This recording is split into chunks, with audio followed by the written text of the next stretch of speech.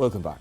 Now, during a presidential town hall meeting held on the sidelines of the Kenya Health Summit 2026, Karen Hospital was on the spotlight after Nairobi woman representative Esther Passaris raised concerns that the facility has not received payment from SHA.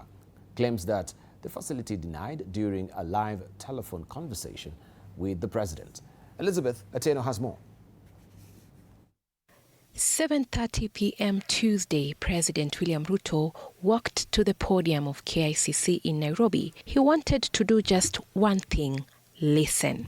Listen to concerns raised by Kenyans and confront challenges ailing the health sector head-on. The thing we do not want is people making general statements. Many hospitals have not been reimbursed. Which ones? Things took a drastic turn when Nairobi woman representative Esther Passaris alleged that she received information that the Social Health Authority has not paid the Karen Hospital for services already provided. Can you tell us how much SHA owes hospital services already provided? He felt that accountability for how much SHA owes. No, let's not talk generalities. Okay, let me just call him. Call him, put him on the line. Let him tell us. Claims that have since been strongly denied by the facility. Your Excellency, that is incorrect.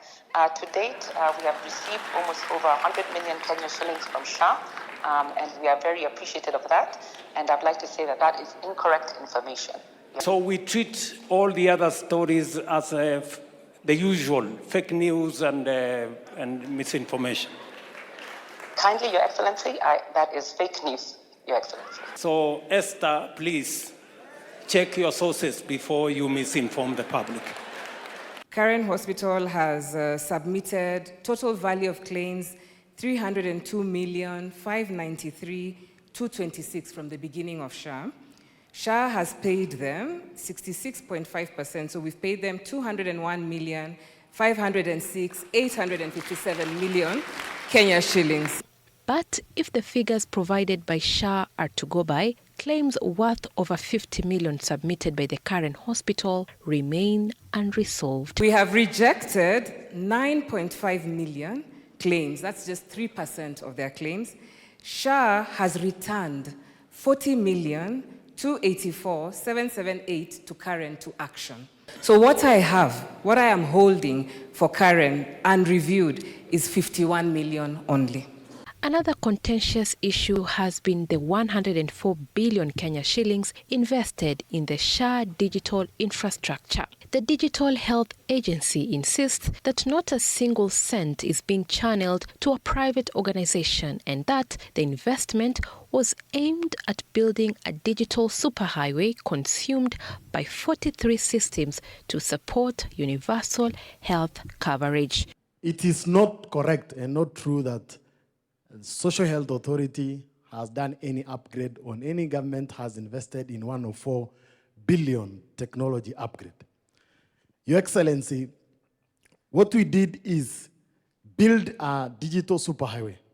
Remember the free diapers promised in the Kenya Kwanza manifesto?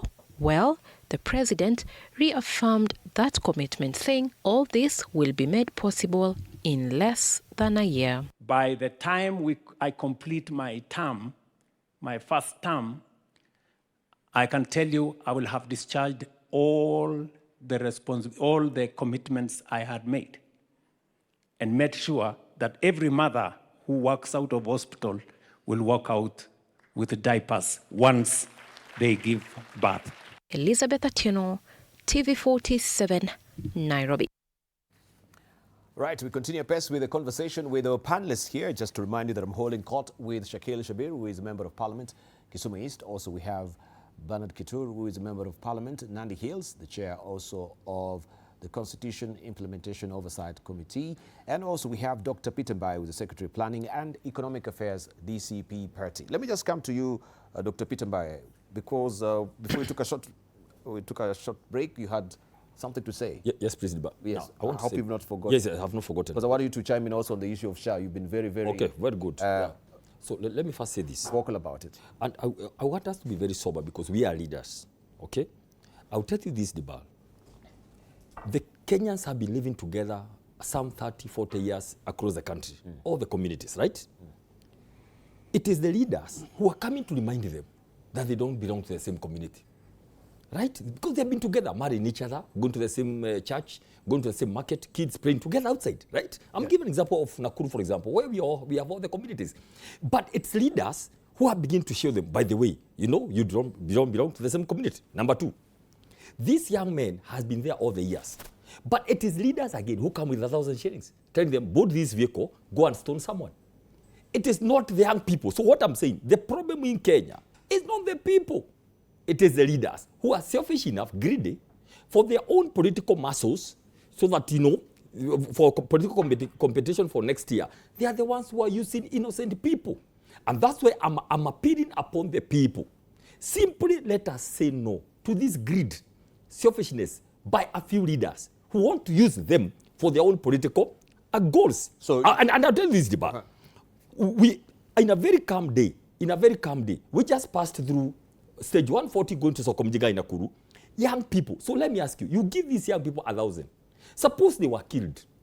You give them 1,000. What about tomorrow? And that's why I'm warning these people in government who are very fond of patronizing goons. One day, soon, they will come for you in your homes. Now, listen to me. Rungai is a place where it's cosmopolitan. Everybody lives there. You know, you get together 100 young people to stone our vehicles. So I am like, thank God we escaped with some, you know, vehicles with screens and all that shattered.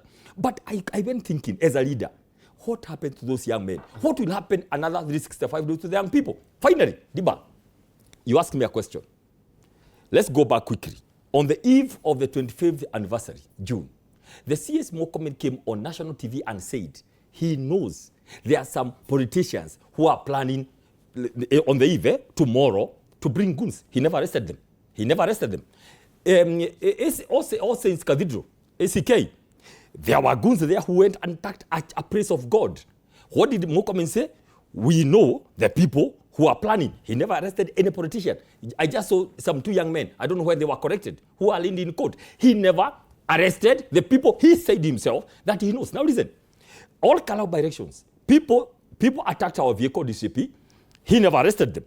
Some goons went and attacked Kanini Kega. Some went and shot at the driver of Ilongo Kangata. All these cases where my party leader has been attacked, nobody by goons, nobody has been arrested. That's why I'm telling you, Debal, if you are in charge of restoring order, all these cases you have not arrested anybody. Kikuyu Township, goons barricaded Southern Bypass as early as 6 a.m. Let me go to Homa Bay. There were goons barricading the roads the whole day. They were not arrested because simply they were projects. They were there courtesy with the blessings of the highest office of the land. That's what I'm saying. Dibal, Kenyans can have eyes. They are watching. They can see that this is a state-instigated violence and goonism. The issue of starting tribalism so that Kenyans can rise against each other. It's very simple. But why can't we say also maybe this is also the political opponents of your party that are perpetrating this? Because we cannot also have any scrap of proof that it is remotely connected or even connected to, you know. In 30 seconds, Dibal, let me be very clear. You're asking a very good question. Let me ask you. I can tell you, if Mokomen had evidence, the way he said, that it is opposition politicians who are planning goons on the eve, they would have been arrested in the morning. The way you saw them pounce on the Honorable Kagushia, even in a TV station. If he had an iota of thought that it is opposition who sent goons to All Saints Cathedral, he would be arrested very fast, the way you saw them pounce on Kagushia. Now, the question is, if they have not arrested anybody, if they have not arrested those opposition they are saying, it is because it is government that is planning all the chaos. Okay. It's very simple. Dibal. Now, if that's what I'm asking you, Dibal, let's go to Homa Bay. Let's not go very far. The young people barricaded roads. Karuma was on record saying, please flush out all the people in the hotels. And indeed, the hotels were burnt down and they were broken into. Goons were there from morning. I can tell you, if it was opposition that was barricading the roads, hordes and tens of policemen would have been thrown there to arrest them. They have not arrested any opposition leader planning those things because it is government that is behind the chaos. That is what I wanted. And by the way, Dibal, I don't come here at night to come and make suggestions. I'm saying this authoritatively as a leader. I want anybody watching us to have no doubt what I'm talking about. Okay. We are not going to continue here. You throw something here, we go talking, but you are hiding here. Government hides here, throws a lot of people for us to talk there. We are here because we know what happens. And I can tell you the truth. I'm urging the president whom I elected, of the Republic of Kenya, kindly, Mr. President, God gave you power. It is God who raises kings. God allowed you to become the president of Kenya. Please stop killing young people. Stop misusing young people on goonism and violence. All right. And please, there must be also on the distribution. In Parliament, repetition is repetition. Now, you've said your piece. Allow some other people to say. He is a host. Okay. He is a host. All right. Okay, we go sequentially. Let's come to Bernard Kituru on this as well, because some of these things that we are really putting on the table here needs some scrutiny, right? We've had Kaluma also speaking and giving his statement saying also the opposition were part and parcel of planning this goonism, right? Ibal. To give a sort of a reverse psychology on the entire entourage, what was really happening. We will get into it because now, as it is, this is a matter that is under investigation with the DCI and even the NIS. I've heard so many things that Dr. Mbai has spoken. Dr. Mbai is an intelligent economist, a friend, but sometimes he makes assertions that really baffle even the most of the buffoon persons. Because when you mention, for instance, he brings an analogy of Gagusha. We know what Gagusha said. Gagusha made an assertion that anybody will vote in our government should even be pulled from under their beds. Such kind of threats had nothing to do with goonism. On the aspects of goonism, let's go back, let's look at the history. How was it in probably 1992? Because in 1997 is where I heard there were those kinds of things. Probably I was a bit younger. But in 1992, just because a leader from a particular community was leading this nation, okay? So there was a lot of, a stronger opposition from a particular region because the leader who was at the helm of the country came from a particular area. In 1997, a similar thing happened. In 2002, just because they had now the right leader from a right, region, and the other communities are quite peaceful, that didn't happen.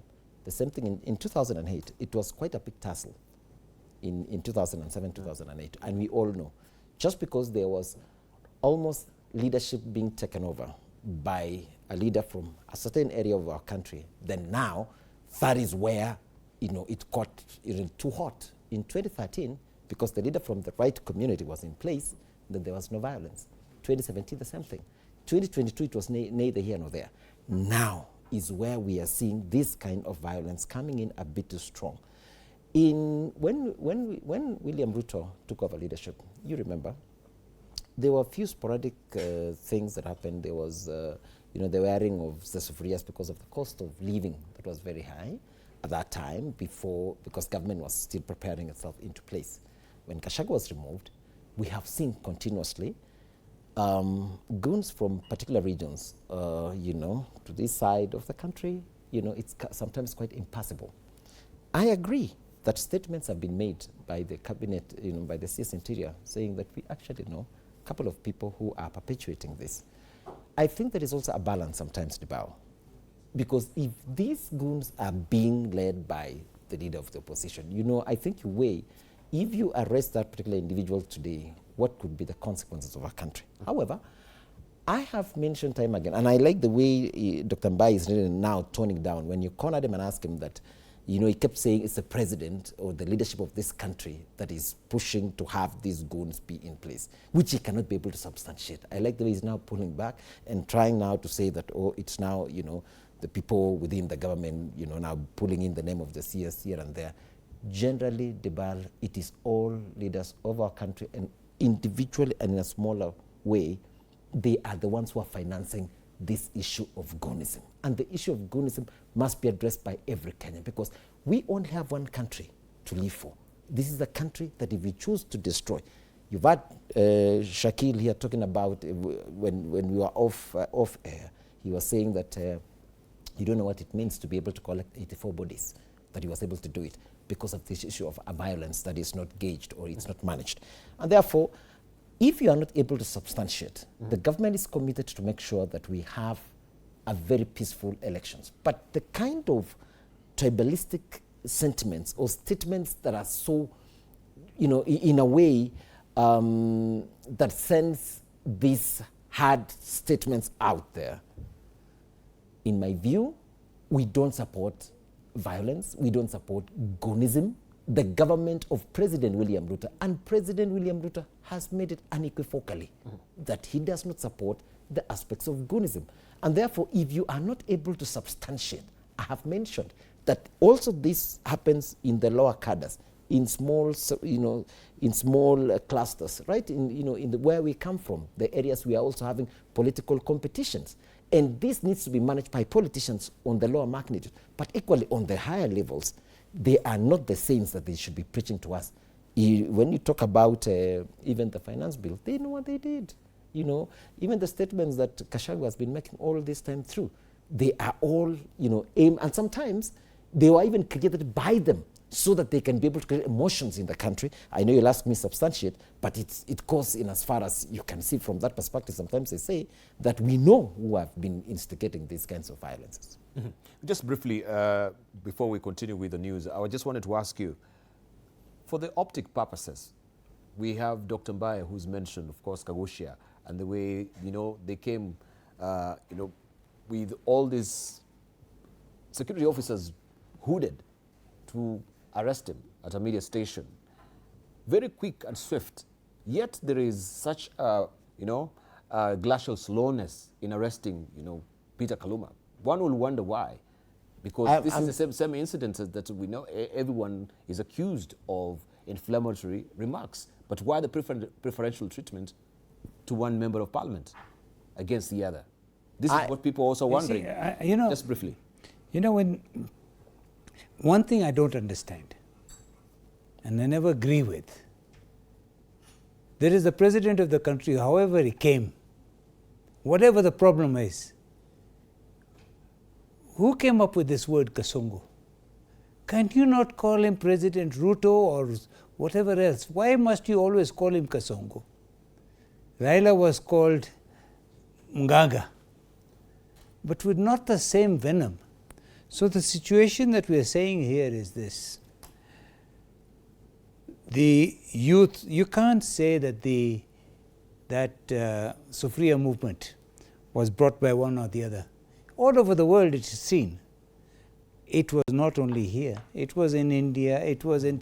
But you don't answer my question on the preferential treatment. Preferential. Yes. I'm coming to that. I'm coming to that. When this thing happens, it is going to bite you in the back. You're creating a monster that you cannot control. Because this is what's happening. Today, it is Kaluma. Tomorrow, it's going to be somebody else. And the issue always has been that there is no equity in politics. And I'm very sad, I know Kaluma for a long time. And to say things like what was said is not good. It has broken the Luo community. It has broken what was left of ODM. Even elders of the Luo community are saying, you need to apologize. So why the favoritism, I do not know. But do remember, there are people in this country who were even accused of murder. And some of them are, one has been now taken to court. But it takes so long. If you go and steal a chicken or even 2 eggs, justice is sweet and swift. Here we have a problem that there is no what is it called? There's impunity. So these guys who are walking around as impunity, these photographs you saw in the papers, it's given them more strength. Hey, when I was on the first page of the Nation, did you see me? Yeah, It makes them makes them into gangsters. And that's what we are finding ourselves. We are going to be in Haiti. Right now in Kisumu, now people, they don't even bother. It is such a case where the people walk openly, robbing people, hitting them on the head, you know, and stealing from them. So the problem, as fortunately, is this.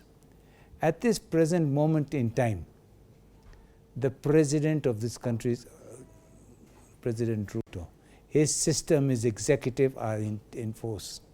Whether it's Murkomen, whether it's the IG, whether it's the director of, they need to be independent and take action across the board. If you don't do one, of course, this is a monster you create. Right. Yes. All right, we'll come to Dr. Just briefly. Now, but one thing. Well, yes. I did tell you that if you look at it, when I ask people who's the best president case Kenya had after Moi, after Kenyatta, whatever, they say Kibaki. Do you know how many people in the Kibaki regime lost their lives? Do you know? There were so many. All right. Mugiki, just after right. 500 Mukiki lost their lives. Hang on with that thought. Hang on with that thought. Yeah. Now, for many communities, access to security and government administration can be determined by something as simple as distance. A police station that is too far away can delay reporting an incident, while inadequate administration offices can make it difficult for residents to raise sensitive family and community issues. But in Ngoingiwa, in Thika constituency, and Lekuruki in Kajiado North, new infrastructure funded through the NGCDF is bringing security and government services closer to the people. Mike Agwongo reports. For residents of Ngoigwa, the absence of a police station was more than an infrastructure gap. It meant that anyone seeking police services had to travel elsewhere. For officers serving the area, it also meant operating without a dedicated facility from which to respond to the needs of a growing community. Mahali ofisi yangu iko tumechanganyikana na askari. Na initially haikuwagi kitu mzuri sana watu raia kuja kupata huduma kwa ofisi yangu mahali kuna askari. Inakuwaga changamoto sana juu wanakuwa intimidated. Sana sana mtu raia wa kawaida si rahisi kuja kwa ofisi yangu mahali kuna askari. Kwa hivyo wakaona ni vizuri tujengewe police kado na ofisi yangu ndio waweze kupata huduma. That is now changing. NGCDF has constructed a new police station at Ngoigwa. From the ground up, the facility is nearing completion and is expected to open its doors once the final works are concluded. Amongst the many projects that Thika Town constituency has implemented, Ngoigwa Police Station is one of them. This project was a need from the community. It was proposed in the financial year 13-14, but we are not in a position by then to implement the project because of lack of land ownership document. So that was a hindrance up until the year 23-24. That's when the committee was able to get the title deed for this place with a lot of assistance and help from the area member of parliament. The first phase was done in the financial year 23-24, and the second phase in the financial year 24-25. And currently, we are also doing another phase of Cabro pavements in the financial year 25-26. The project began with a need identified by the community. Residents participated in discussions on the development priorities for the area and agreed that a police station was among the facilities they urgently needed. Kwa hii estate, wakati mwingine tulikuwa na shida mingi sana juu ya security, lakini security ilikuwa chini sana. Na vile tukaonelea vile watu wanaendelea kukuja huku, tukaonelea mradi ile muhimu sana ni wa kutulinda, sababu security inaanza na wewe. Kwa hivyo tukaonelea tukienda kwa CDF, kwa serikali yetu, tukaonelea ni mzuri tuanze na security. The community, they were in their need. This is one of the upcoming estates, In the history of this place, it was a coffee plantation area, but now they have made this place habitable for the residents of Thika.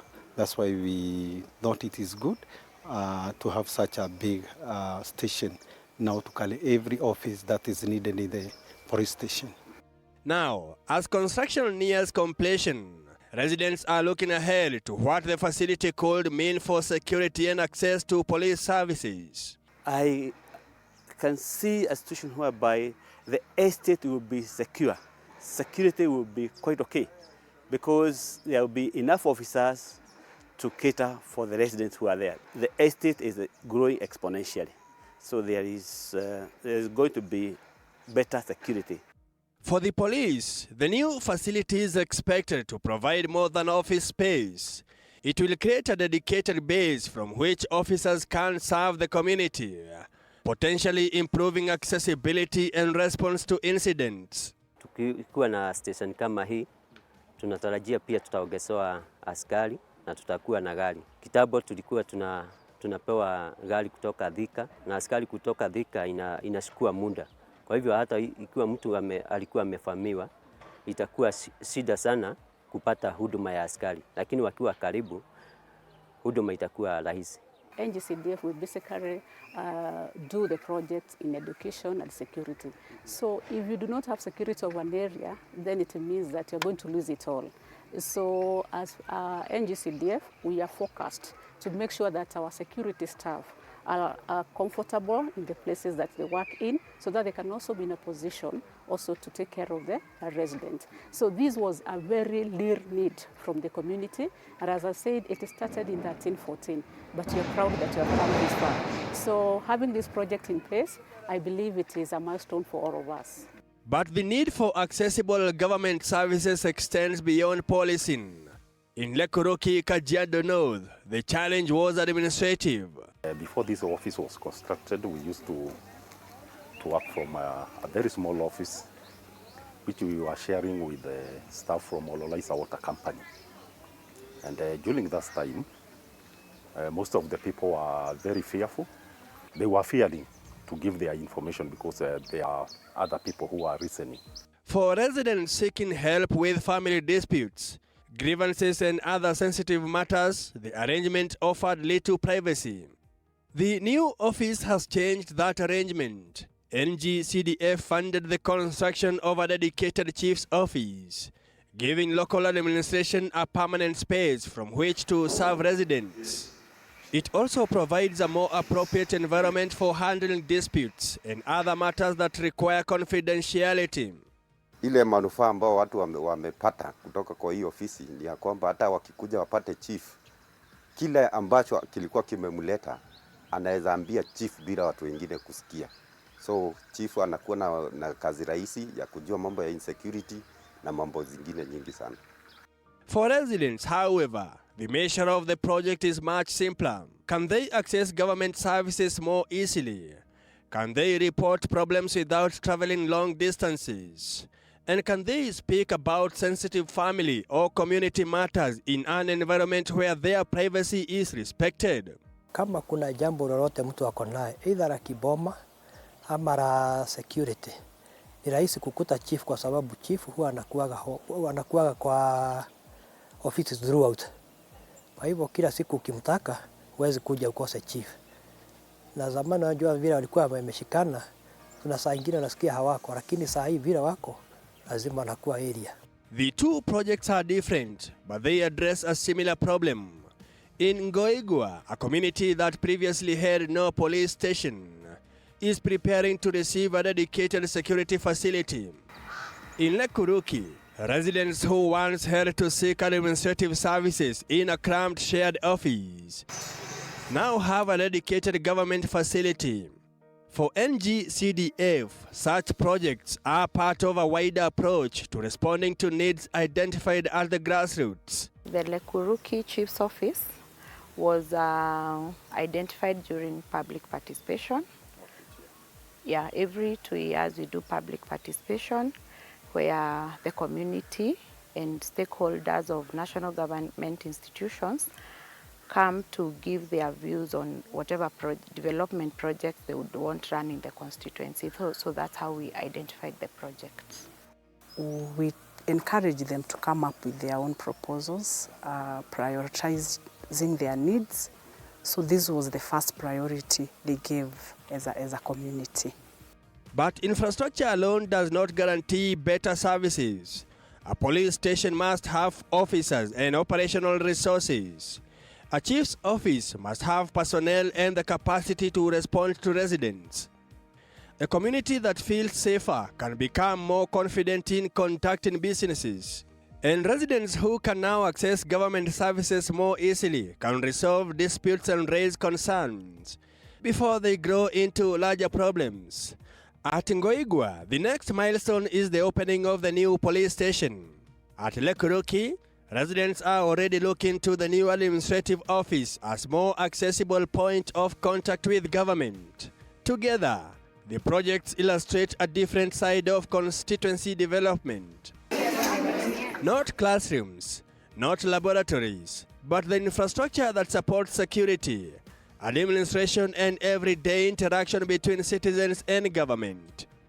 For the residents of Ngoigwa, the question is now when the doors of their new police station will open. For Lekuruki residents, the new chief's office represents a move from cramped and shared facilities to a more accessible and private administrative service.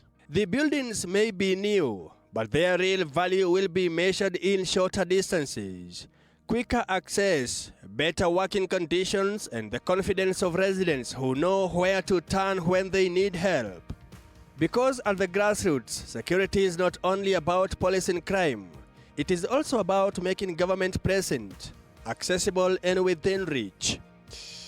Mike Kagwango, TV47, Kajiado County.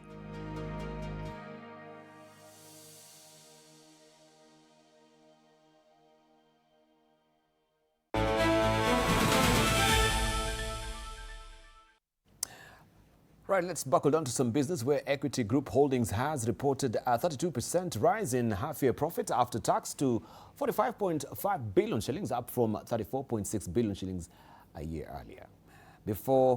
That is a profit before tax increased 39% to 57.8 billion shillings, while the group's balance sheet expanded 20% to 2.16 trillion shillings. Regional subsidiaries drove growth, with Tanzania and DRC recording profit increases of 82% and 30% respectively. Non-funded income also rose 36% to 55.6 billion shillings. A balance sheet that has expanded by 20%. 20% high double-digit number is big, but it is very big if you are talking of a 2.2 trillion balance sheet. So if you look at the expansion, it is from last year is from 1.8 trillion to almost 0.2 trillion. Yes. And ride-hailing apps are expanding metered motorcycle services in Nairobi, offering passengers alternatives to negotiated fares. The services allow users to book through mobile applications, connect with nearby riders, or hail motorcycles on the streets, with fares calculated based on distance and travel time. The rollout comes as digital platform seeks to formalize border services through rider verification, digital trip records, and support services. More than 4,000 electric motorcycle riders have reportedly been onboarded onto the new service.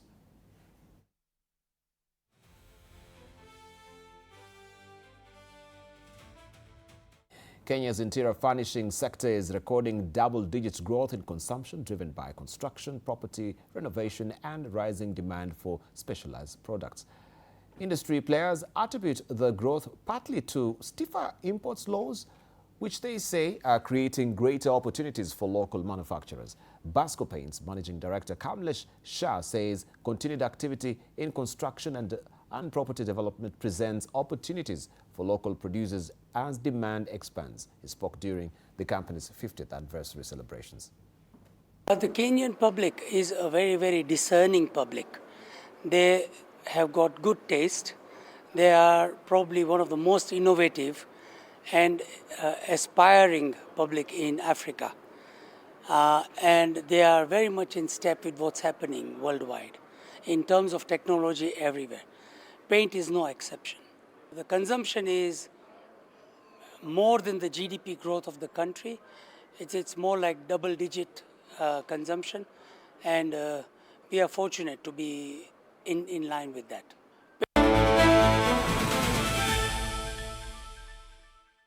To some sports now, where Sports Cabinet Secretary Salim Mvurya has inspected the ongoing construction of the Talanta Sports City Stadium in Nairobi, as works on the much-anticipated state-of-the-art facility enters a crucial phase.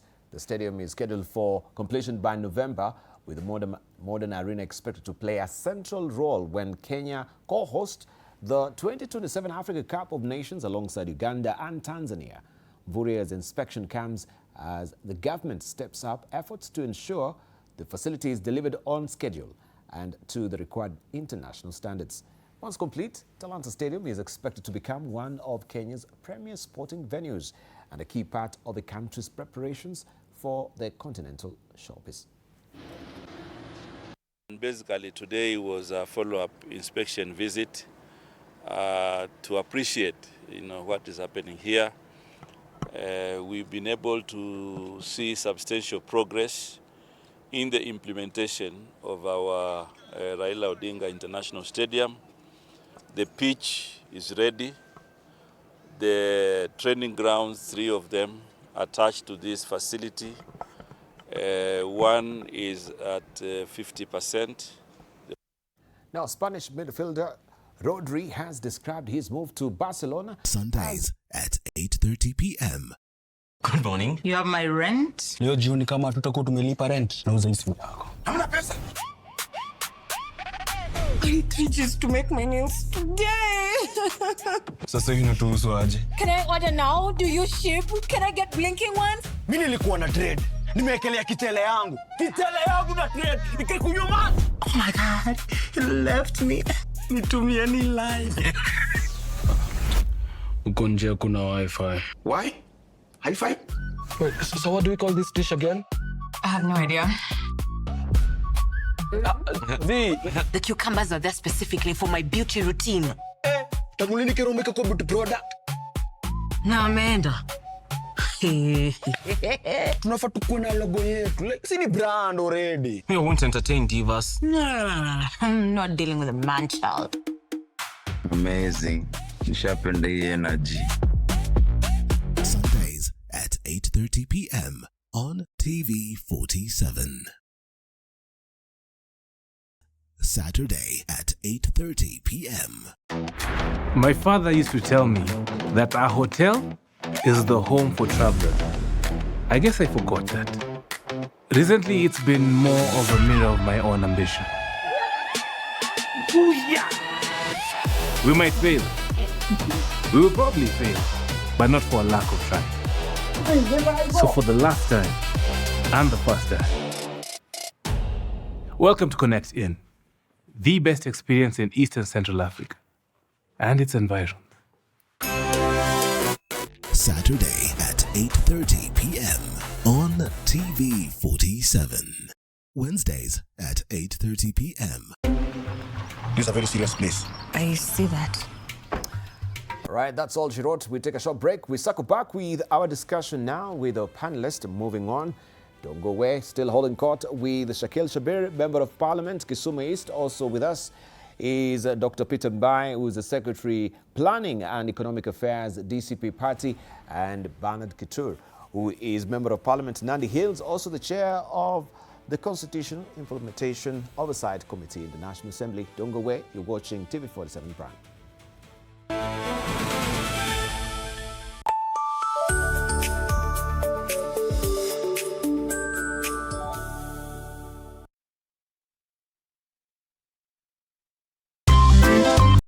Hey, Nyumba. This is the place. Just for a few days. Rule number 2. Kwani Google inajua maisha yangu wewe? That's my seat. It's a chair. It was hers. You're new here? Yes. You learned the rhythm. This place is run by structure. Structure.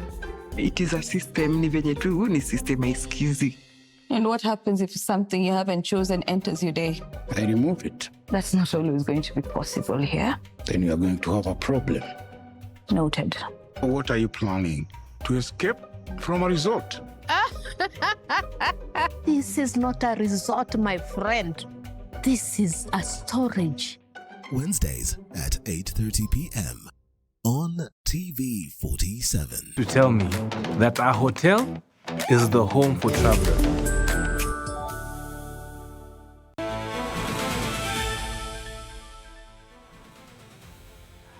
Okay, welcome back. And let me just continue with the conversation, and I come to you now, Dr. Peter Mbai. I wanted just to get maybe a broader understanding on today's announcement that the United Opposition will form a People's Forum on Electoral Preparedness. And this will be coordinated by David Maraga, Justin Muturi, and Karoli Onmondi on October the 9th. Tell us more about this. This was what Martha Karua announced today. Why now? We are very concerned about what going forward from where we are. It's an election year.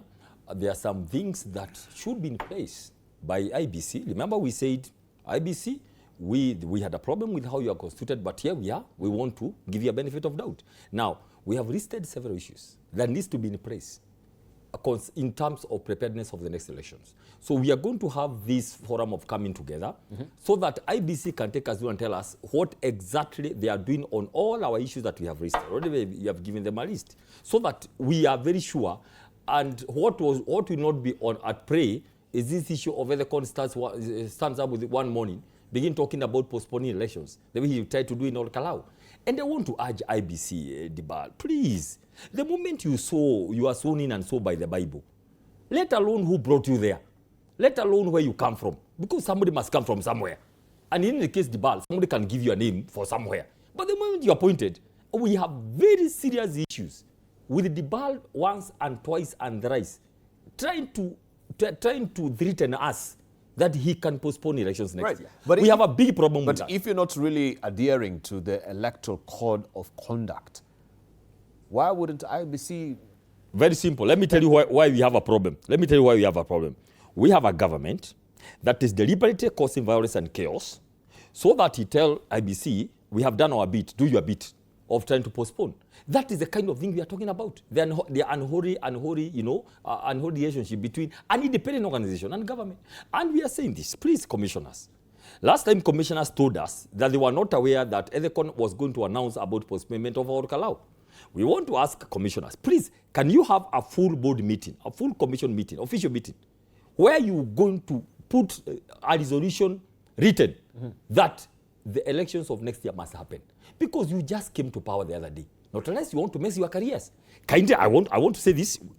We want to push, go on head-to-head, move with IBC every step of the way until you do the elections next year. We don't know this other confusion. But allow me to say this, very important. Please, it will not be fair for me not to mention one thing. It's very important because it touches my heart and also is in the Constitution. Kindly, we want to urge the people who are managing goons officially, who are government, please, tell your goons not to touch the media. Media was attacked in Nakuru. Media was attacked in Ol Kalau. Media was attacked in Homa Bay. Please, at least tell them, okay, if you must attack people, attack the opposition people, because media has nothing to do. They actually, most of these media people, they are neither in opposition or government. So please, that's important. But number two, quickly. We saw the bishops today in State House. Just mention it quickly. And normally, Dibal, you and I know, when there is such a meeting between the president and such people, there is a communique on this is what was discussed. We just saw photos. So my hope is the very good bishops sat down with the president and told him, people are saying, you are the commander-in-chief, the buck stops with you about violence. And they told him, Mr. President, there must be elections next year. And number three, Mr. President, kindly, you must accept the results of the elections. I hope that is what the bishops told the president. And finally, very important, Mheshimiwa, the president himself has no problem with being called Kasongo. He has been dancing to the tune And himself, he has said severally, he has no problem with the name Kasongo. I don't know why you, Mbunge, Mheshimiwa, you have a problem with No, I Ruto don't have being a called problem. Kasongo because he enjoys the name. no, So no, let them not continue. No. And finally, you don't me. I want to go to Shah, if you don't mind. Let me finish with that. Welcome to No, let me finish with that. You've given me all the latitude, so it's very important for us to be able to respond. Yeah, hang on. Welcome to. Yeah. So first of all, when we were on the break, when we were watching the news, I was very impressed by Raila Odinga Stadium, how it's just shaping up, just as in so many other stadiums across the country.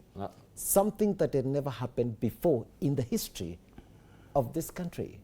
To have such a stadium of that magnitude, the last one we knew was Kasarani Stadium in the 1980s. And therefore, these are some of the things when I watched the news, I was very excited. Actually, that Kenyans are seeing development happening every corner of our country. Of course, I don't want to talk about the issue of population, I don't want to talk about, there are quite a number of things. Nonetheless, you've mentioned something to do with, there's something that is talked about IEBC, and that could not, escape my hearing. I think EFACON, and you know them, they like creating emotions. Anything that is emotional for this Dr. Mbai. You see, even the way he is, he's too emotional today. I want them to add some coffee for him. Dr. Mbai is usually very, very incisive, but today is a bit emotional. And he was talking about that EFACON did mention that they were going to postpone the elections, the by-election. He had said if what he was observing, because of the stiff competition that was happening in Ol Kalou, he had said that then he might be forced. If he will see that the will of the people of Ol Kalou will not be executed as such, then he was going to postpone the election. The election was not postponed. The minister, the cabinet secretary in charge of internal security, did mention that the election will go on. And he did a meticulous job to make sure there was proper security for the IEBC to be able to do their job. The same way the cabinet secretary for Interior has also stated quite unequivocally, and even the President of the Republic of Kenya, that we are going to have an election in next year, a peaceful election. There will be enough security to be able to make sure that every Kenyan exercises this very important right for themselves. So, Dr. Mbai, please don't create so much fears over nothing. The aspect of United Opposition coming together, they want to say, they have some raft of issues they want to raise. I'll tell you, Debal, it's just nothing. It's just that they were trying now to get, how can they come together to be able to get a formidable force that can face off with William Ruto, who is in broad-based government, very organized. We are so organized. We have a leader, we have a captain who has been able to deliver his mandate that he told Kenyans in 2022. Slow but sure. We've been implementing, and many times we go to State House, we review where are we, what is it that we are still lacking, what is it that we need to do to be able to finish within this period, and what do we do in the next time when you are going to be. So what they are trying to do right now is that they are trying to use IEBC as a way of bringing together up, of course, notwithstanding now that Ndindi Nyoro has also come up with his own political party. And therefore, there's a lot of jittery among us. That's what I wanted to ask you. Now, when you say that, he's a formidable force himself in 2027, correct. He's not shaken at all. There's a huge hemorrhage, from the UDA party to DCP and other also parties as well. Don't forget, even, Nyoro is one of them. So we want to just talk about it. Perfectly so. Will the UDA party remain as UDA party, especially also in Mount Kenya region? If other parties are mushrooming right now and people are going to other parties like DCP as it stands right now. Perfectly so. It is only one region of the country. So even when Ndindi Nyoro is now appearing where DCP was building up, the only hemorrhage that is happening is only in one region of the country. Don't forget that also UDA right now has the entire broad-based on it. We have the entire, every part of the country is any reasonable Kenyan. So by the way, any reasonable Kenyan, many of whom even come from the central, all of them, they look at what President William Ruto is doing, the stability that is in this country, and the project and the direction in which we are taking our country. Many Kenyans appreciate, and trust you me, you might be shocked on the number of silent votes that are going to come from Mount Kenya. So is Ndindi Nyoro also a political operative of Dr. William Ruto, meant to now split the Mount Kenya block as it stands right now? No. Ndindi Nyoro has a right. Just as even I have also a right. So even if I have to have a political party, everyone has a right to have a political party. Why would you want to insinuate such statement. Ndindi Nyoro is an independent politician. Because I can see you're very sanguine and optimistic even when you're talking about Ndindi Nyoro. No, Ndindi Nyoro is a friend and is my colleague in Parliament. And I saw he's got a very big rally today in Murang'a. And so I was just thinking, of course, they will split the vote of the entire Mount Kenya. I can tell you that without blinking an eye. That's going to happen. And so in my view, there are many Kenyans, even from the mountain, who will want to still align in the cogent plan of President William Ruto. Honorable Shabir, what are you reading? Especially Dibal, I'm an independent. Yes, you're an independent. For now, 2 terms. I've been in ODM for 2 terms. I've been independent 2 terms. What I see is this. And you're still going to run as an independent? Yes. We were 12 independents. 10 were taken over by UDA and KK. 1 went over to ODM. And 1 solitary man stood. That's me. I see, when you're talking about this and that, you're going to see many, many more independents coming this time. Many. Because many are liked by their people, but their parties are not liked.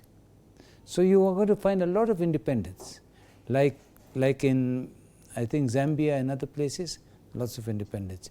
That's firstly what I see. Secondly, as much as you would want to suggest, I can clearly say this is not,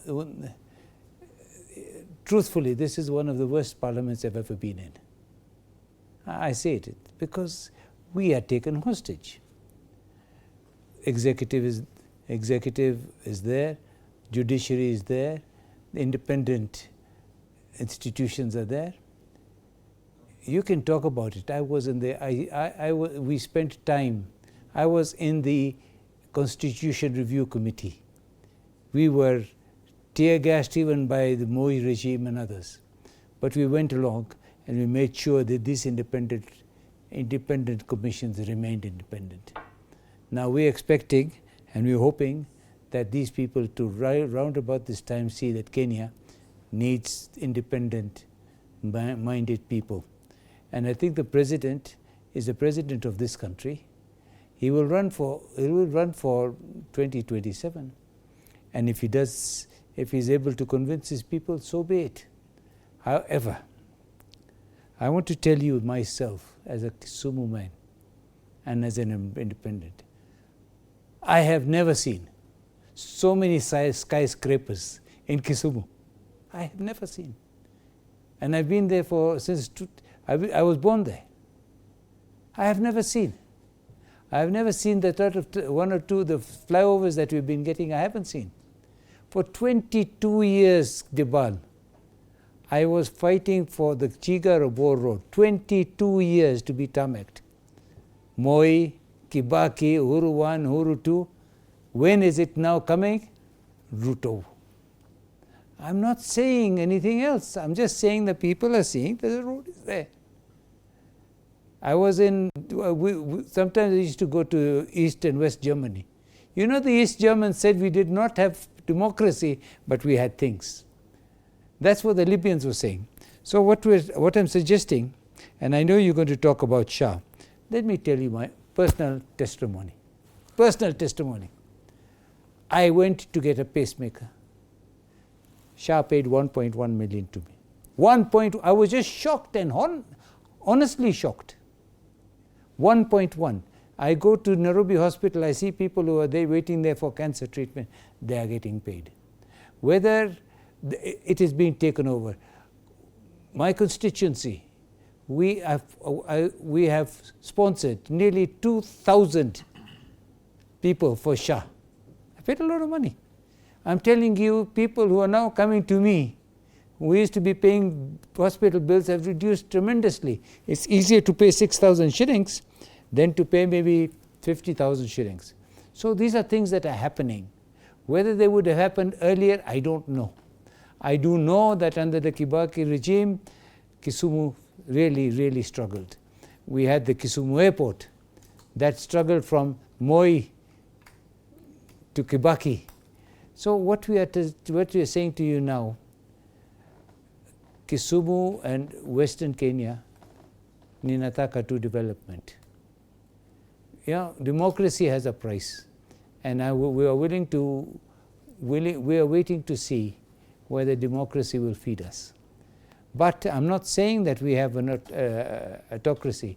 I'm just saying that this thing of going and saying this is wrong, that is wrong, that is wrong, give it a chance. Give it a chance. All right. Like Shah. I'm there, I'm testimony. I will say it openly. Yes. I've seen Shah work. All right. And I know it, and I've been in Dr. the health. Peter Mbai has, I've been in the health industry. I have been in the. I've been with the health. I've been with the health, and I've been involved in setting out health strategy papers with the Ministry of Health since the year 1997-98. So we know what's happening, and I think some of these things need to be seen to work. All right. Dr. Peter Mbai, you have a different view from what they're saying regarding Shah. Yes, I want to say this, and I say this. But I'm not a government apologist. Huh? You sounded like one. No. I am talking about somebody's fact. Okay. And as I say that, I also watched the news you brought concerning the Taranta Stadium. Yes. Allow me to say this. The problem we have is that we have all these shiny things, but the cost that Kenyans are going to pay for it is almost double. For a stadium, it's supposed to cost about 42 billion, going all the way to 100 billion. One of the things we are going to do, God willing, next year when we take over government, we are going to audit all these mega projects. That is where corruption is. Inflation, take an example, Taranta. Take an example, whatever is going on at Bomas. Take an example of what is going on at Nyoro Summit Road, SGR. All these mega, that's where corruption is. A cost of 42 billion, they're supposed to cost up to 100 we are going to pay, because of this securitization and all that. I post there. So we are not excited. Now I post. Let me post. I'd like to say something. Hang on. I'd like to say something. That was my. All of you mentioned. Today. Hang on. I wanted to ask. I went on the expressway. Yeah. It takes me 20 minutes. It used to take me 1.5 hours. Now it takes me 12 minutes. No, it is Peter. No, the question is opportunity. Please. Okay. Opportunity cost and opportunity benefit. Just hang on. Social benefit. I wanted just to ask you, because we've had these stories time and time over and again. Even when we saw Rigathi Gachagua coming in as a deputy president, he promised, that we're going to audit, the state capture and give a full detail of what really happened, blow by blow, itemized. We are going to have a committee on state capture. Yes, there was a committee on state capture. It's never really happened. Let me tell you what. This is another shaggy dog story you're telling us. That when we come, this is what we're going to do. Audit all these expenses at the end. Let me tell you. Audit there is only one CEO in this country. It is the president himself who said there's going to be a commission to investigate the state capture. The president, when he came in, because he wanted to ride on the same state capture, he couldn't audit anything. I'll give you a good example. The Nyoro Summit, the first explanation that was given was that we cannot have a public road which is tolled. That is the explanation I remember very well. In October 2022, they gave for cancelling the French contract, right? 3-4 years later, they come back with tolling. For that years, 8 shillings a kilometer, add the amount of money without adding the kilometers, from about 150 to 200 billion, right? People are paying the normal tax on sugar and all that, the normal tax, payee, fuel levy and all that. The BAL, and I digress a bit, there's no way you can toll a public road without any alternative. This road was done by the late from President Moi, 1980, when I was 2 years old, right? So we cannot use a road for 5 years. Just come and scratch it a bit here, add 2 lanes here. No. And tell us to pay for the road. No. Can I say this something? Can I say something again here? No.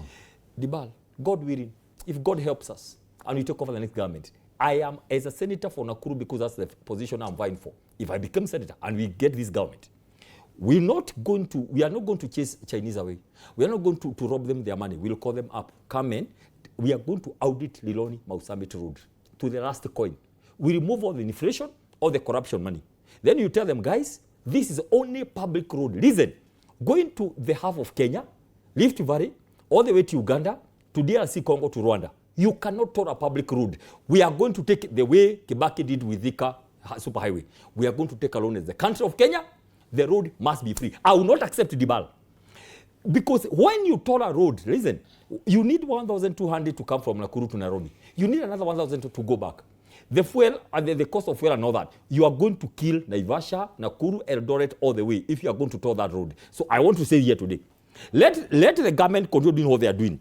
But we agreed as a people. We agreed as a people. Not in reality. Dibal, come on, Dibal, no, please. I'm telling you, no. Even in Parliament, you are given your own time. Sometimes when somebody is blinded. No, this is not debate. When somebody is blinded. Wait. I'm going to give you an example. I will give you an example. I'm also a debater, so can I give you an example? I'm talking to you. Hang on. Dibal, I'm addressing you, and I've not come back even to share. I must finish my point. So Dibal, I want to say this for record because we are being viewed here. God helping us. We agreed we will not go to court because we are suffering. If we go to court, we stop the project, we are also suffering. Let the road be done. We are not going to pay a dime. Tolling of that public road will not happen. In this country, so long as we are going to have the next government, I'm going to be the center for Nakuru. I can tell you, and I'm talking here on behalf of all the people in Rift Valley, Uganda, Rwanda, and DRC. Please, let me proceed quickly. Now, let me tell you about 3 things very quickly about SHA and health system. Let me tell you. You can do PR before you are elected. When you are elected, you cannot do PR anymore. You have to do the hard work. You have to deliver. No more PR. The kind of PR this country saw before 2022, I can tell you very beautiful manifesto. You know, we are going to have 1 million jobs per year. Everything about their You were part of it. About Wi-Fi in markets. You cannot use the same witchcraft twice. The power cannot work. Now listen to me. What I saw here yesterday, I was just watching all the TV stations and there is this thing. Those things are very good when you are looking for votes before you are elected. When you are elected, you want to see results. 3 things quickly. Number 1, the Auditor General told us, not us saying, please, don't blame the Honorable Rigathi Gachagua. The Auditor General said 2% of all the corrections from SHA, they are being paid to a private company with headquarters in Dubai. Meaning there are some guys, they are sipping wine, who are waiting for the 30th of the month to get money that poor people are being taxed by force. The bar you could be having a medical cover today, given by your organization. The president is on record discounting that. Wait. Go discount the Auditor General's report. No. Listen, by the way. And by the way, let us... Questions that were raised during... Dibal, I'm an expert on leadership and governance. Do you know what happens? When Auditor General report says something, you cannot go to a rally or a barrio to go discount it. You can't. Because you had a chance. Auditor General asked a question, where is this money going? Nobody answered. Nobody could say where it's going, but it could be seen, it is being siphoned from there. Now, there's some more money. Any institution that is being paid money by SHA, some percentage is being deducted. Number 2, quickly, Dibal, let's talk here because we are Kenyans. If SHA was very good, why is it that the men on the top are on private covers? The president, cabinet secretaries, principal secretaries, all the parastatals are on private medical cover. How can you come and sell me something which you don't consume? It is just a matter of you go perish there with something which is not working. But me, us, because we are the big boys, and the other one, so that I can finish. That look very quickly. Now listen to me. Say quickly, but I was called by some family in Bahati. Maybe next time you just call him and leave us. In Bahati, no. Just finish. Dibal. They were fundraising for chemotherapy for a patient. Which is absolutely untrue. Then I asked. Untrue. Are you on SHA? They said out of 18 sessions, SHA is only doing 2 sessions. You know, my friend. So listen to me, Dib. All right, thank you. So the question is this. What is the purpose? What is the purpose of this SHA thing? If somebody dies, they can't pay for you because you are dead. We have to go for days and you are dead. You pay only a percentage. SHA is not working. It's a scam. I'm a testimony. It's a scam. No, it isn't. SHA is a scam. Okay. Listen, okay. Hang on. Let me talk to you about. Let me talk to you about SHA. Let me come to and cancer. Hang on. Let's go sequentially. Then you will come. Yeah. Now, it's time. This is a very interesting conversation, and just as someone has been saying, just give me 2 minutes, I'm done. 30 seconds, I'm done, and they speak the whole this time through. Let me pick it from just where he's left. To begin with, when you talk about SHA, myself, Dibao, I've also used SHA. I also have a private cover that was done by Parliament, but when I go to the other hospitals, I had a problem, a small procedure in my eye, and it was paid for by SHA.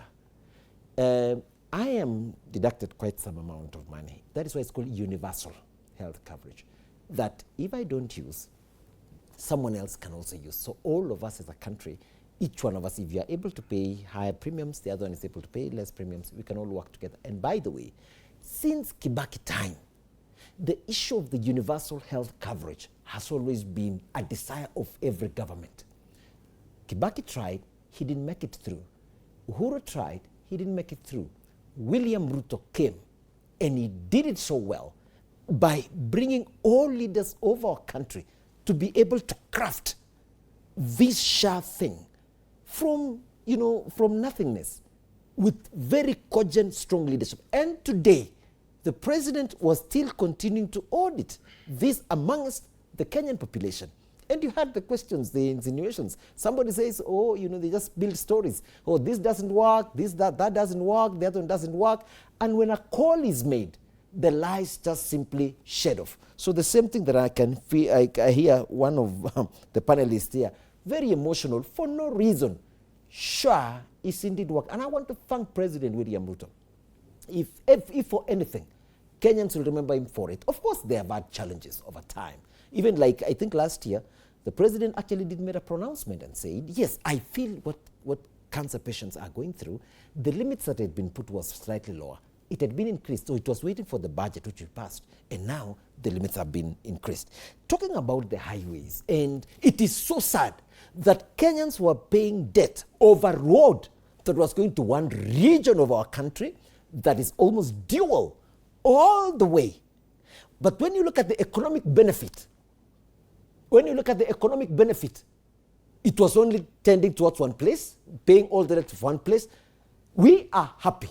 Those of us that come from the Rift Valley, those of us that come from the western region of this country, those of us that come from Nyanza, if we will have an opportunity that we will not be sleeping on the roads for 2-3 days during the holidays because of the huge traffic that happens when we are not able to use a road, that I can hear a senator from Nakuru, potential senator, of course, I pray for him. He's a good friend of mine, but of course, I wish that You've already prophesied. Right? Well, no. that was a statement, but he's a good friend. You've already confirmed. The thing is, that road, we need it. Go to the developed countries, Dibal.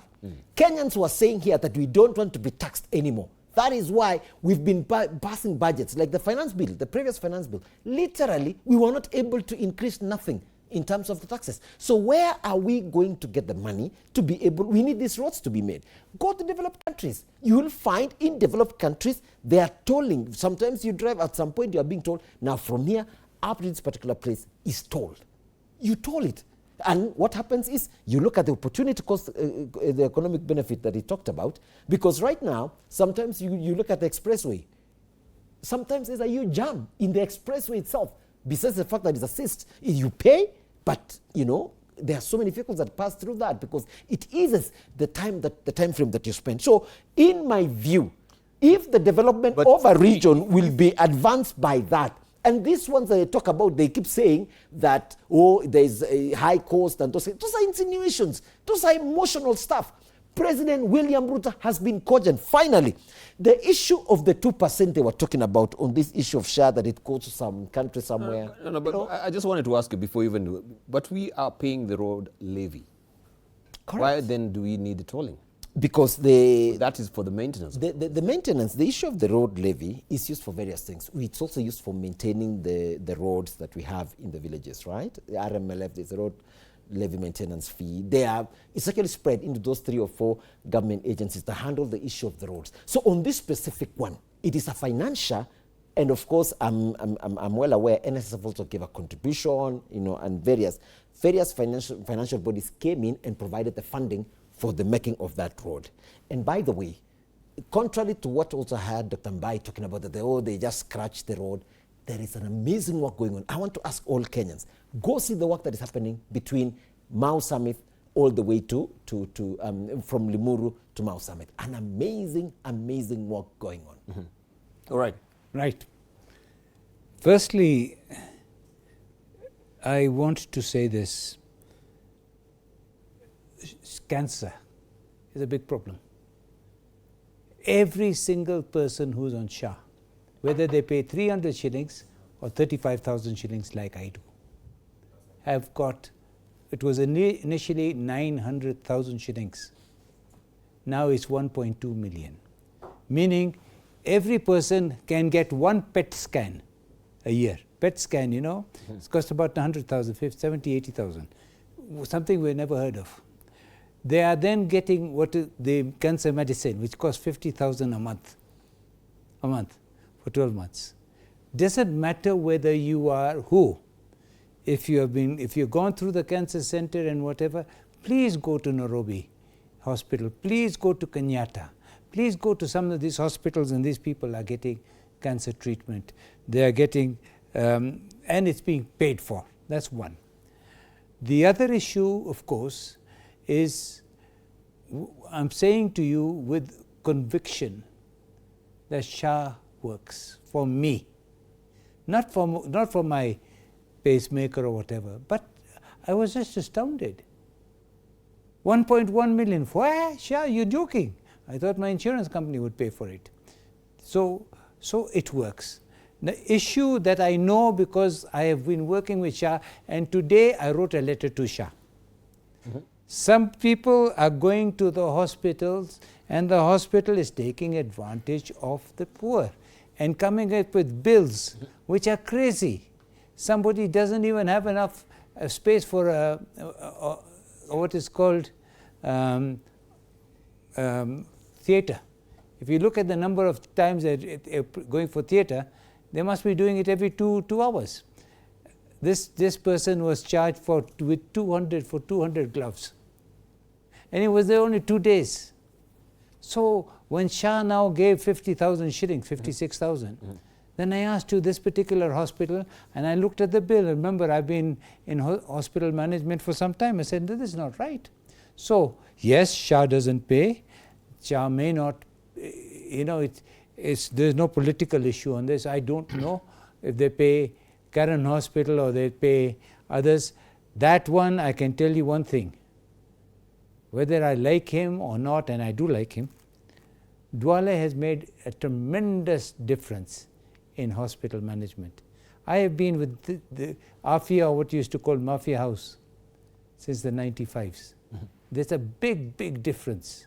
So that is one. The other issue is the tolling of roads.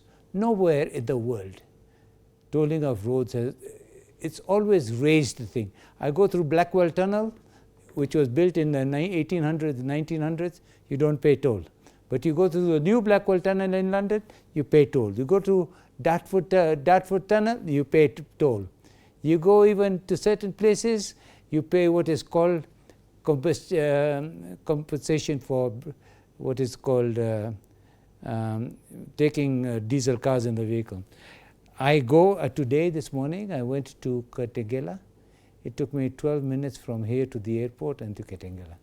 And then when you look at that expressway, okay, it cost 2 times more or 3 times more. It has saved us petrol, saved us time. My time is important to me.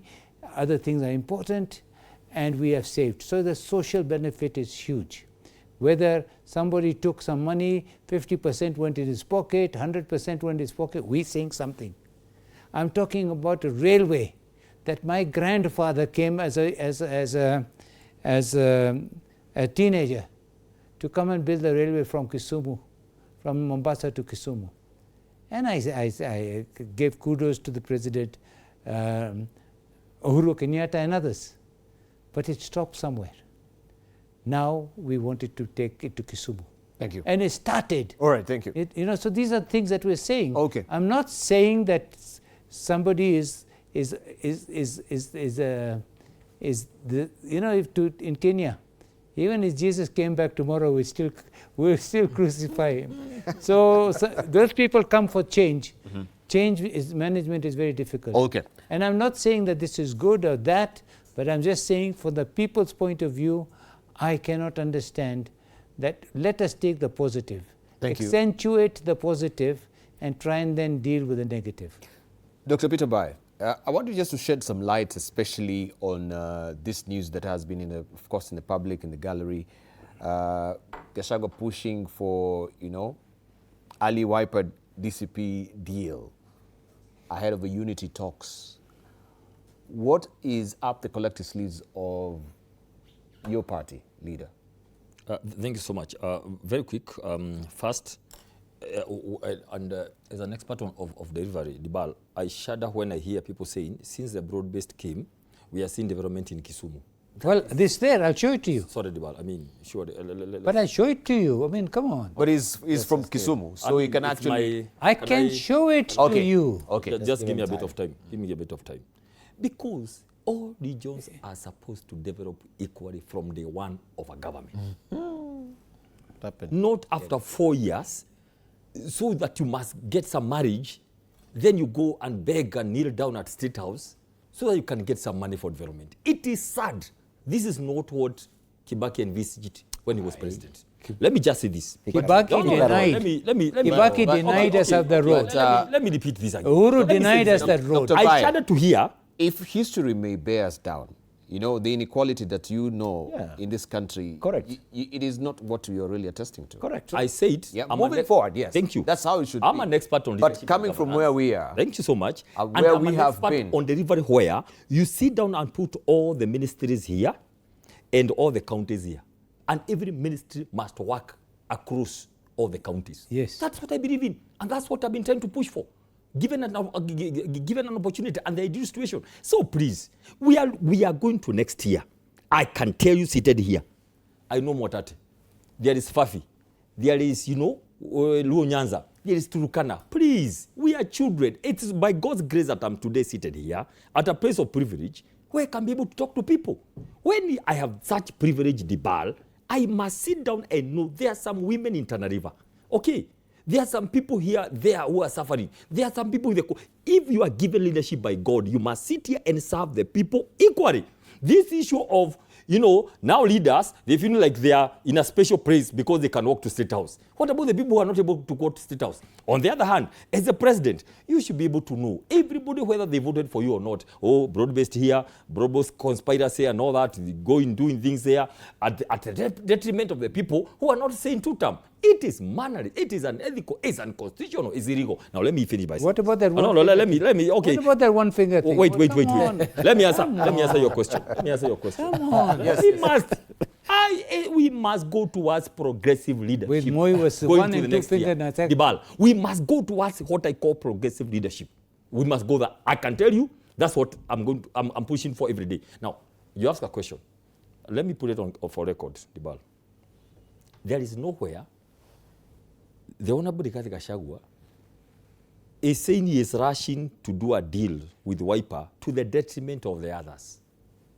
What has been consistent since day one, as a matter of fact, Wiper MPs, most of them, did not vote to impeach the Honorable Rigathi Gachagua. So already there was some friendship of some sort. Who told you that? Now, everybody is free to go and visit the Honorable Rigathi Gachagua.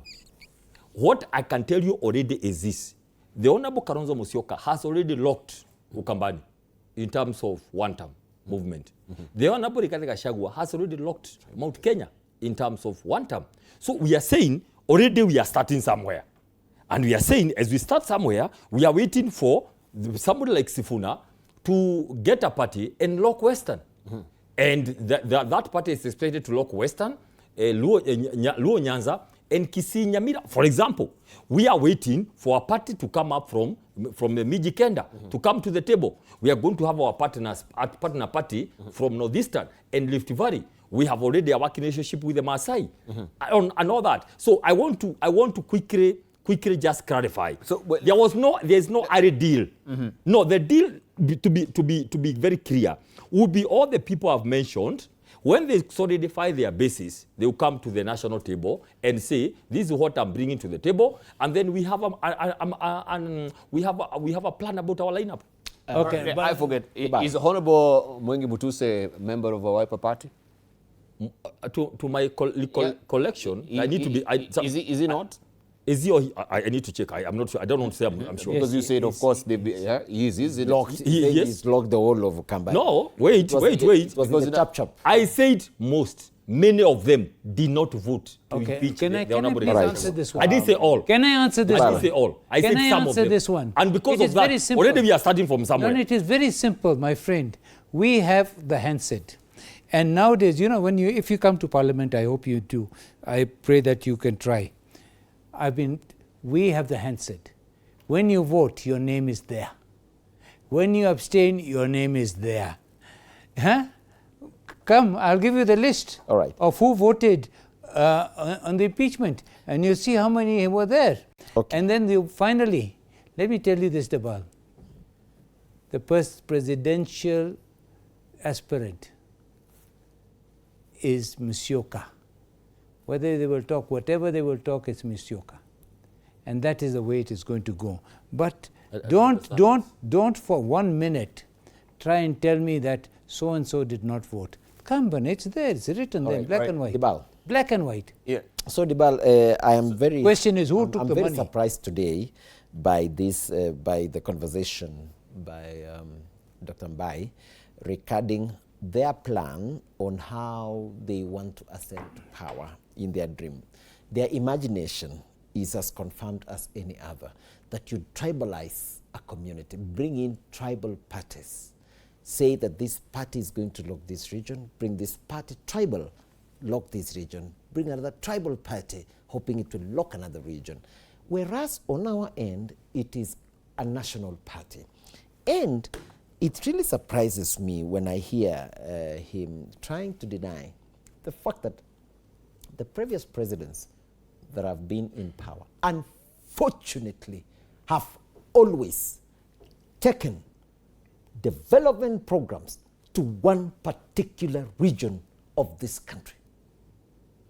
It is only at the time of President William Ruto that every part of this country has seen fair redistribution of resources and development. I will tell you without blinking an eye, straight to your eye, Dibal. I come from Nandi County. We were banished and punished. You know, there's you're banished and you're punished for the fact that probably the deputy president of Uhuru Kenyatta came from the region, and particularly Nandi. We had no tarmac road for literally 10 years. If, like in my constituency, the one and the only road that we desperately needed was never done for 10 years, and people suffered.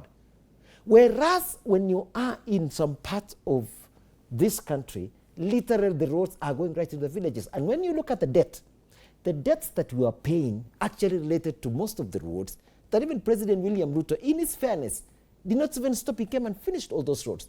Unfortunately, even again, when you're talking about this particular region of the mountain, it secludes or it precludes some other, counties within that region. Therefore, today when I still hear a conversation of someone of a caliber of Dr. Mbai, a man I've always held him in high regard, talking about tribalizing, regions for political parties is quite unfortunate. Quite unfortunate.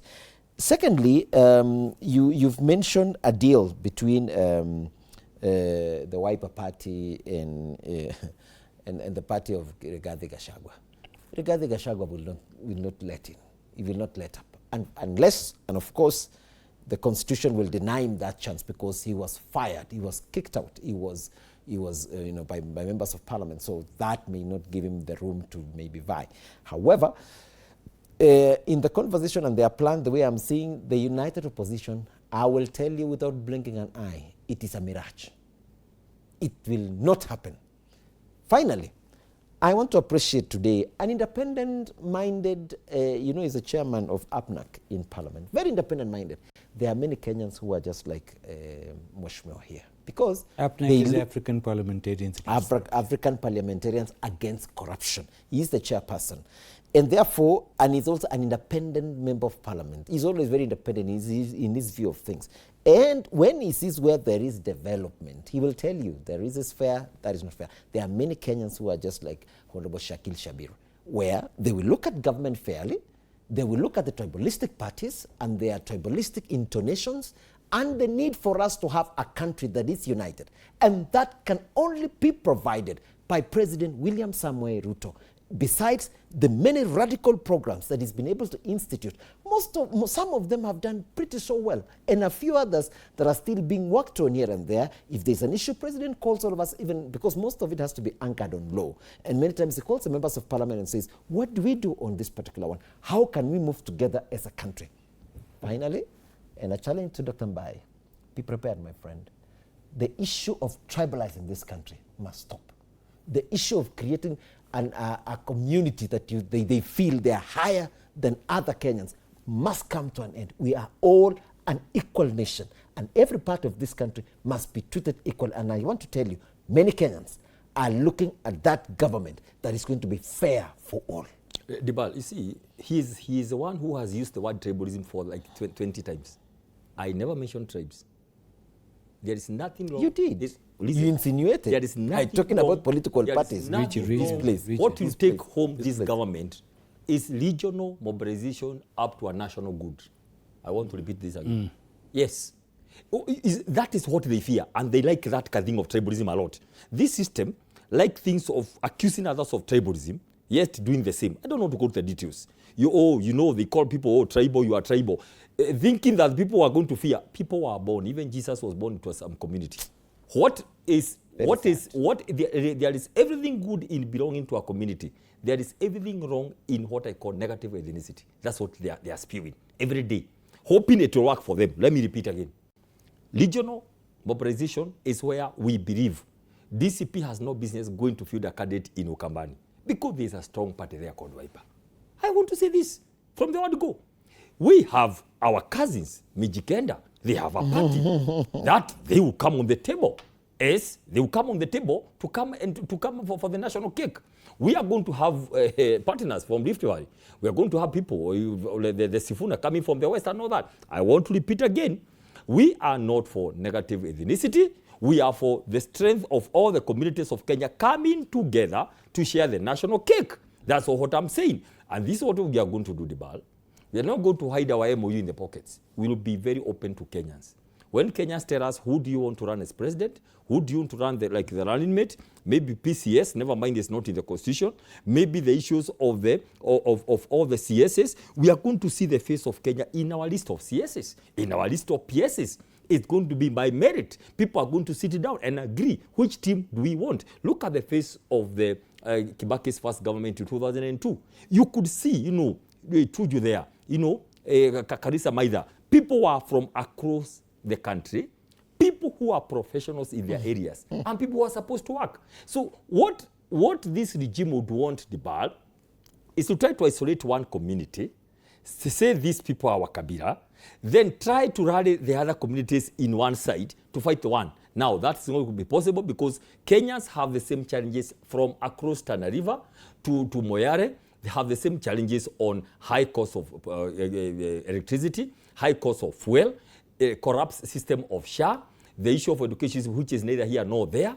People are leading under corruption, looting, state capture, private interest in public programs. All the problems we have in this country is one. But let me pause by saying this, Dibal. I want to tell you again. I can tell you. We have written it down. We have documented. God helping us to take over government, SHA will die the first day. SHA will die the first day. I want to tell you this for record. We cannot have, listen to me, we only needed 700 million to expand NHIF. NHIF used to cater for patients even abroad, 100%.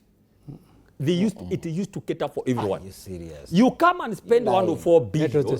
You come and spend 104 billion, Dibal, over something which we are hearing scandals day after the other. Let me tell you something again. I've asked Mr. President, because he has been here on the summit, kindly tell these people you have, tell us who is getting the money and why, okay? Why is the president CSs, they are not being able to answer, they're just scattering around that question.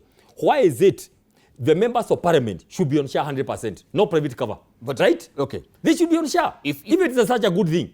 But SHA has been left for people to go suffering, dying on their own. We are paying SHA. No treatment. Everybody is being told to go and cater for themselves. What you saw, that summit thing, is PR, and I have repeated again. The moment you take the Bible Dibal to be the in government, let alone the PR, you must govern. Okay. Governing is not easy. Okay. I can tell you, Shah will go the first day through an executive order. All right. And then yes. So the summit is open to the public, isn't it? I don't know even. Why didn't you go? I mean, why? Let me the question that you're raising here, why wouldn't you have gone to the to the summit itself? The Auditor General is paid. I paid Auditor General through my taxes to scrutinize for me. She did and did a report. It's with them in the National Assembly. Ask them. The report is there. Of course, like many other reports, it is gathering dust. All right. I can tell you this. You keep asking us what is our alternative. We are already our team is working on an upgraded NHIF. This will go the first day. That one I can tell you. Listen, so I'm an expert it will go on this. just like the housing levy will go the first day. No. These things will just go. It just. We need to prepare our closing remarks as well. But let me hang on and ask you, Dr. Bai, especially with the new entry of the People's Party of Kenya, and what's maybe of consequential effect it can be to the DCP party.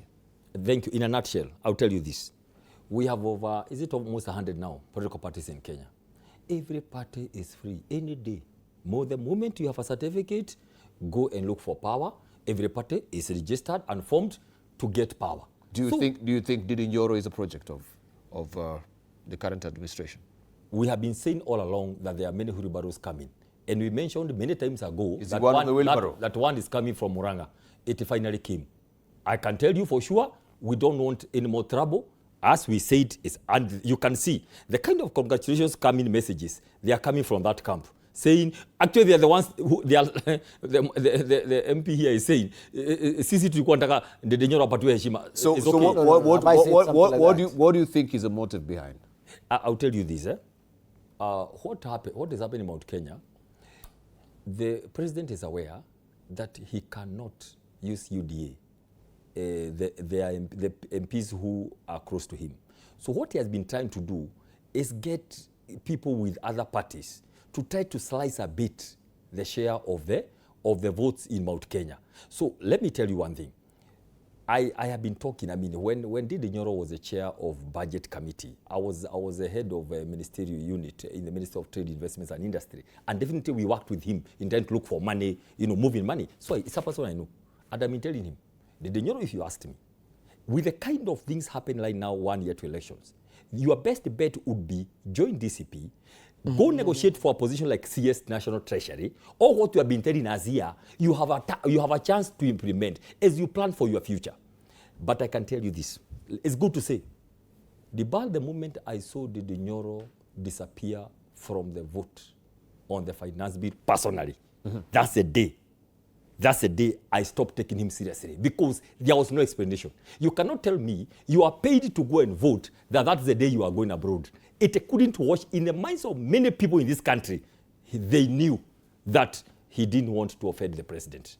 I'm just telling you what the mind of many people. So when we saw the party, another thing, very important, when Nyoro was launching his party, there's something he said. He tried to show that he has consulted everybody, including the Honorable Rigathi Gachagua. You remember that? What he didn't tell you is what Rigathi told him when he consulted him. That one I can tell you today. So when the Honorable Nyoro talked to Rigathi Gachagua told him like a father, Nyoro, do this. During times of war, people need to work together. Just come to DCP, we'll work together, and then we are going to mentor you for the future. What Nyoro insisted, he has to come with his party. And he was told, firmly and politely, in that case, if you come with your party, it will be like any other opposing party in the mountain. He was told as much. So he was told, if you come with your party, of course DCP is a party, we cannot have that thing. It will be like any other party that wants to field the candidates. So you'll be our opponent. That one he didn't say. And then it was left at that. The next time we see Nyoro is launching his party. Does he have the right to do so? 100%. Does he have the right to field the candidates across Mount Kenya and this country of Kenya? Of course, yes. Just like our partner parties in opposition fielded the candidates in Olkalau. Let the people decide. That's what we are saying. Tomorrow we are in Muranga, by the way. We are going to have rallies in Muranga. We simply go back to the people. Let the people decide whether they want their members of parliament or governors to be in our party or any other party. Okay, let's give our closing remarks. Dibal, thank you very much. Just maybe a rebuttal a bit on one or two statements that is made. Number one is that on the aspects of SHA, whether we need to use the private insurance or the SHA, I am being deducted SHA. Just as all of us who are employed, we have a deduction on SHA. Therefore, whether I want to have my own private cover is my own decision. Secondly is on the aspects of the need to have a nation that looks at Kenya wholesomely, rather than everything that you talk about, you tribalize and take to your own community. Whether you're talking about the issue of the political party that is being mentioned here, I don't know why it's creating a lot of jittery when an individual registers a political party. Dr. Mbaya said we have almost 100 political parties.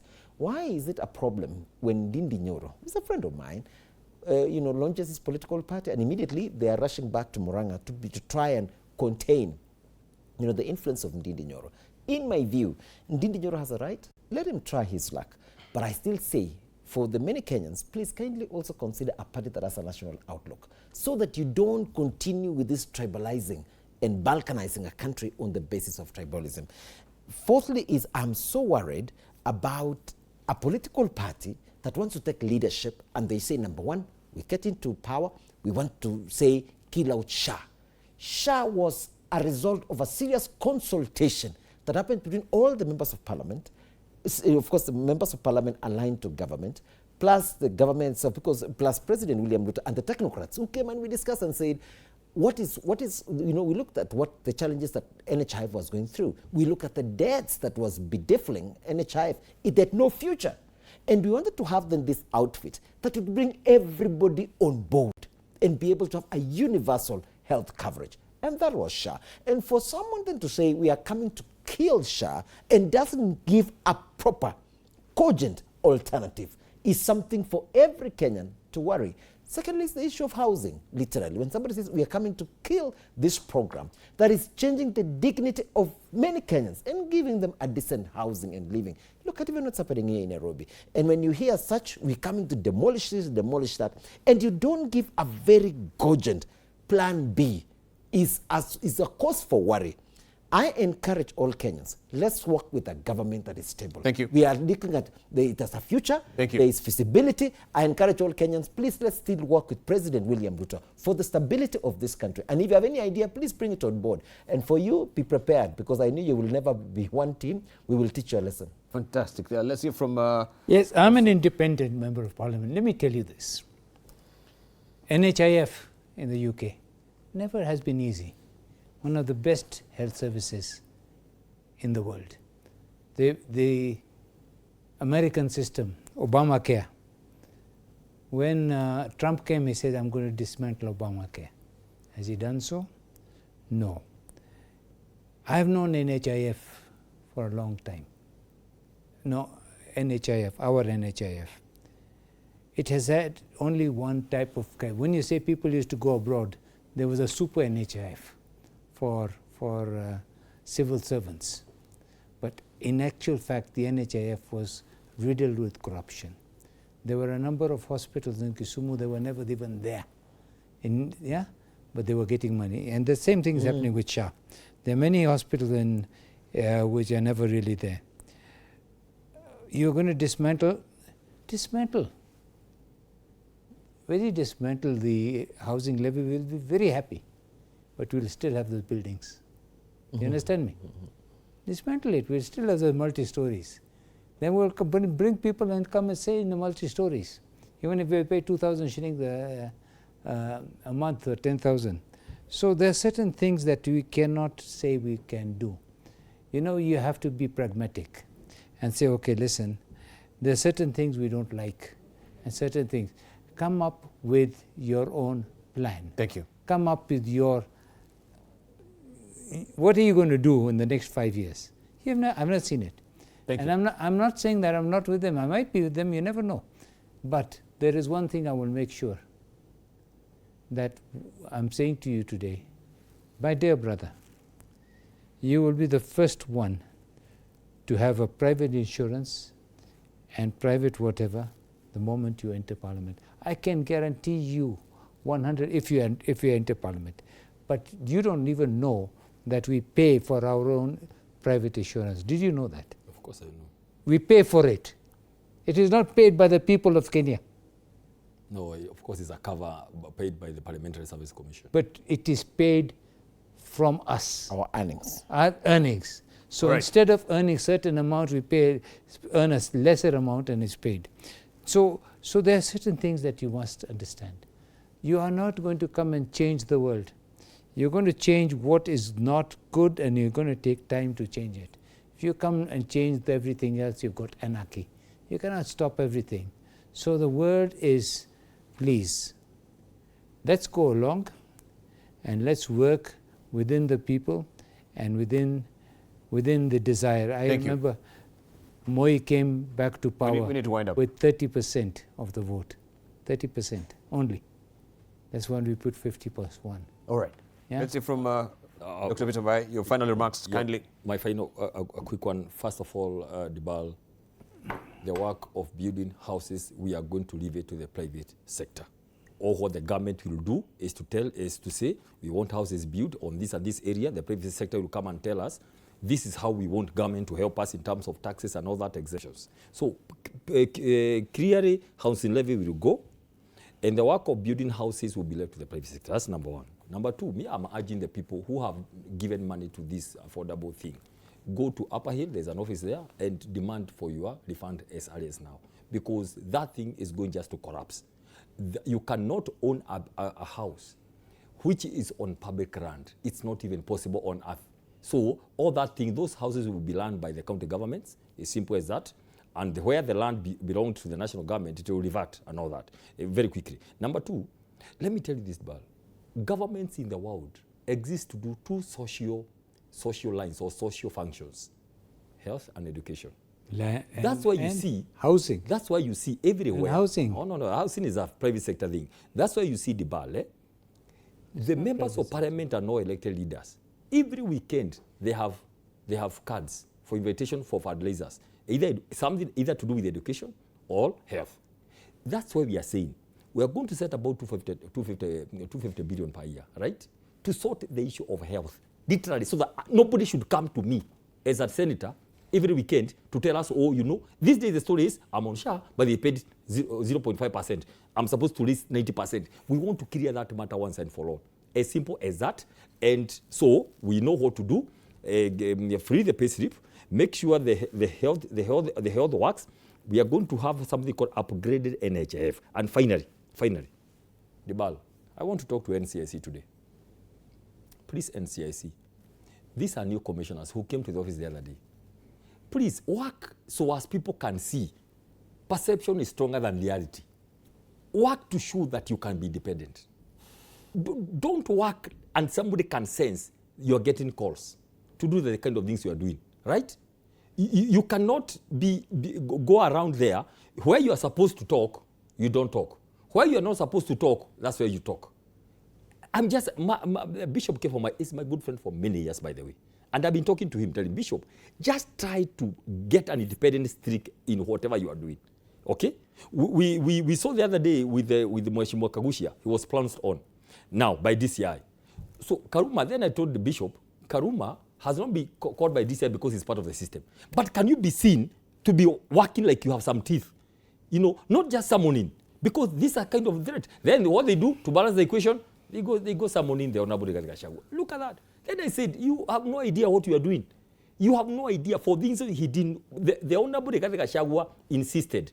And saying, when we say, Ua nyoka na mayai, we are saying we are going to finish off, we are going to vote out the president and the people who follow him. Thank you. And he explained that. Why did you say so? Right. And he said that. What do you mean, Uwa? No, that is literature. That is very personal. Did you go to any school of literature? It's very painful. NCIC should have a literature person. Should have somebody with to interpret things about literature and culture. Where the figure of speech. Is the figure of speech, but no, you know. All right, so please, we need to go. We need to go. We cannot use such statements and say that. Thank you. Rwanda, No. we talked about tall trees and short trees. Remember, they talked about tall trees and short trees. Even in Rwanda, you should see for yourself. If you call somebody a Hutu, all right, we need to go. Or you call somebody a Thank you, Dr. Tutsi, Peter Bai. You call them a Thank you. Tutsi or We need to Hutu, wind it's up. We against the need law. to go. It is against the law. It's against Thank the you, law, thank and you, they must thank be you, able guys. to pay for I really it. appreciate it. We need to go. Thank you, Dr. Peter Mbai, Secretary Planning and Economic Affairs, DCP Party. Thank you for coming through. I really appreciate. Also, Shakil Shabir, Member of Parliament, Kisumu East. Thank you for coming through. Bano Kitur, thank you. As always, I really do appreciate. And Nandi Hills, Member of Parliament, and also the Chair of the Constitution Implementation Oversight Committee at the National Assembly. What a trenchant discussion. I know we should have had more time, but look, it's going to midnight right now. Thank you so much. I really do appreciate it. It's been such a treat. Have a good night as well. Thank you for your valid company, and have a good day tomorrow.